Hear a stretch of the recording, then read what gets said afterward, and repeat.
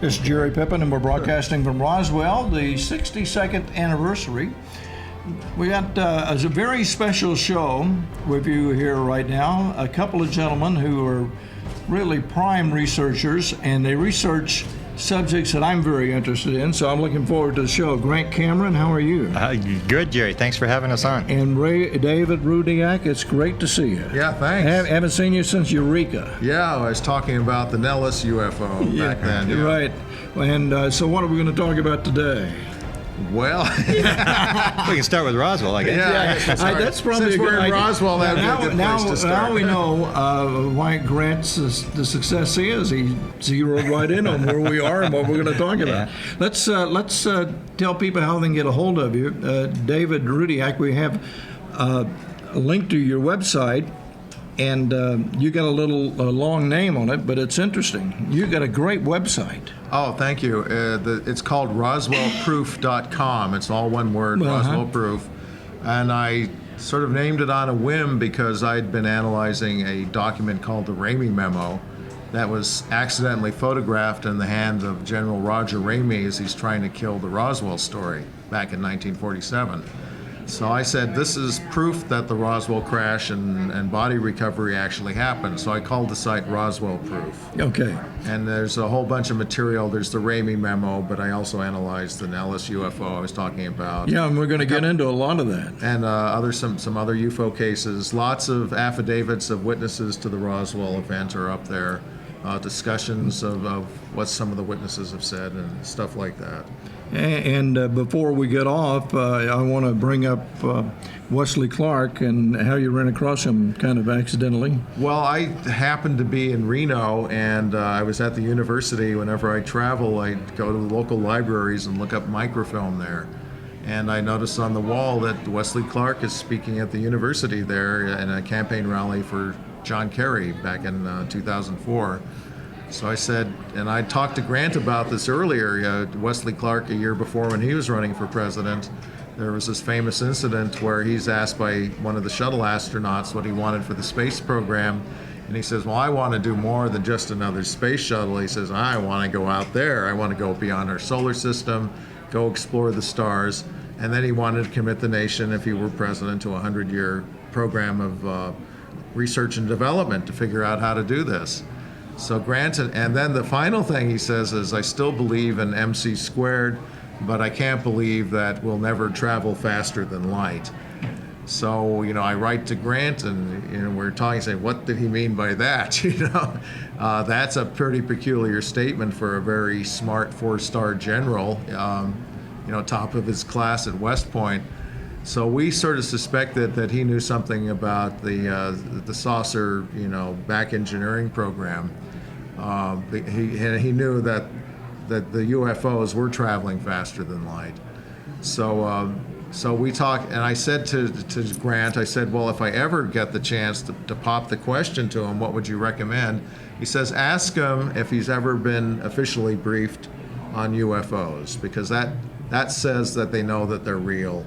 And if they're briefing their officers, then they can't deny that, just pretend that there's nothing to them.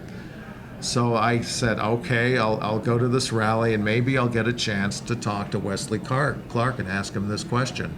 So I go to the rally and he talks, and then afterwards he's posing for pictures with people, and then I go up to him and I say, General Clark, when you were running for president, you talked about going to the stars, and you thought we could travel faster than light. I said, and my question for you is, were you ever briefed on UFOs when you were in the military? And I swear he turned white as a sheet when I asked him that question, and he backed up from me, and he wasn't expecting anything like that, and he put his chin in his hand and shook his head, and then he came back at me and just stared at me, and he said, I heard a bit, That's the way he answered it.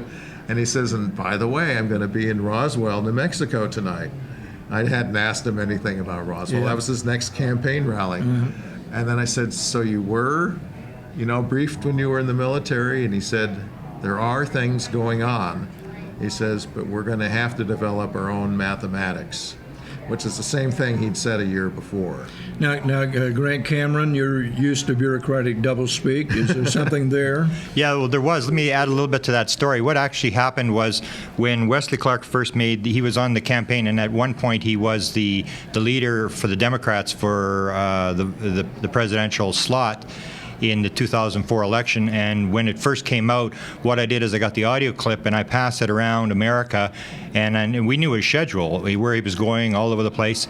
And I was telling researchers, said, we got to ask this guy the question. And the other thing that had happened is I got an email from somebody who was associated with these famous birds, all these famous the Avery. Yeah. And this guy said, a bird tells me that Clark has been briefed on crash flying saucers. So then I was desperate, and I was sending this around to people, and I was saying, somebody's got to ask him the briefing question, because my experience from 2001 was I asked Dick Cheney the briefing question, and the briefing question is basically, did someone walk into your office and officially tell you what was going on? So I wanted Wesley Clark to be asked the briefing question, and I put it around, and we had him in Iowa at one point when the briefing question was going to be asked to him, and people kept backing out. And in Iowa, the person who was going to ask the question came back and said, I changed my mind, I don't want to embarrass him. Which my reply was, well, if we can't ask the question, and if we're embarrassed to ask the question, why would you expect somebody else, a media people, to ask the question? So this went around right till the end of the campaign, and when David talked to him, David was the only person who actually had He's the only one who had the guts. to do it. I was totally unprepared. I didn't have a recording device or anything. I did have a camera, though. And it was actually, I think it was the day before the end of the campaign, or 2 days before, because what happens is New Mexico is always a swing state, and they have the 5 votes that they need, Yes. and everybody always goes to Roswell in the last couple of days of the campaign. So when we checked the schedule after David asked him this question, and when he confirmed, yes, he did know something, we checked the schedule, and in fact, he was going to Roswell the next morning. And since then, I think David has tried to contact him, and he's not talking anymore. Doesn't he still live in Little Rock? I think he does. I think he does, yes. Yeah. Well, I haven't been able to find an email or anything like that, by which I Well, the could only contact. thing I have is his campaign stuff are left over, and it still works, but I never get an answer. Yeah. He does have a website. He does have a website where we have he that answers website. questions, and somebody did ask him the question, and he says, I've never been briefed on Roswell, or something like that is what it. So he denied it. And he was in the latest campaign, he was a military advisor to Barack Obama. And when we talk about these people, and both of you are very good at cornering these type of high-profile, high-energy individuals, they do kind of intimidate people. So we understand why reporters probably don't ask them these questions because of the... Especially the UFO question. Yeah, it's that's hard what enough I'm talking. That's what I'm talking Because about. I remember when I talked to Dick Cheney, I mean, my level of nervousness was very high. You realize you're talking to the President of the United States, and you're asking him some dumb UFO question, which they're not going to want to answer. Yeah, they kind of got that out there. So even people like us in the business, we're reluctant With sometimes. Cheney, he's liable to shoot you in the face with a shotgun. I mean, he is dangerous. Yeah, I can see the answer now. Somebody says, "What about the UFO thing?" And he says, "You want to go hunting next Tuesday?" Might not be a bad idea.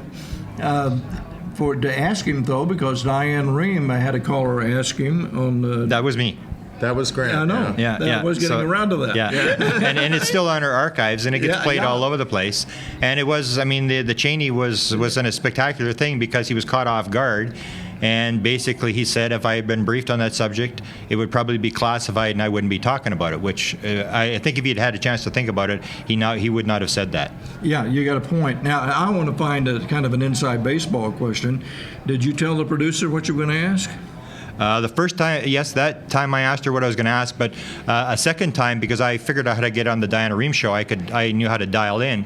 So Jimmy Carter came on, it was shortly after, maybe a year after, and I was going to ask Jimmy Carter the question, because Jimmy Carter had said he was going to release the UFO files, and once he got in the White House, he basically seemed to shut up and didn't do anything, and I really couldn't care less about his sighting, because he talks about it all the time, or what he thinks about UFOs. I want to know, did someone brief you when you were in the White House? So I was on the Diana Rehm show the second time, and then I asked the producer, I said, well, I want to ask Jimmy Carter, have you been briefed on the subject of UFOs? If so, when was it, and what were you told?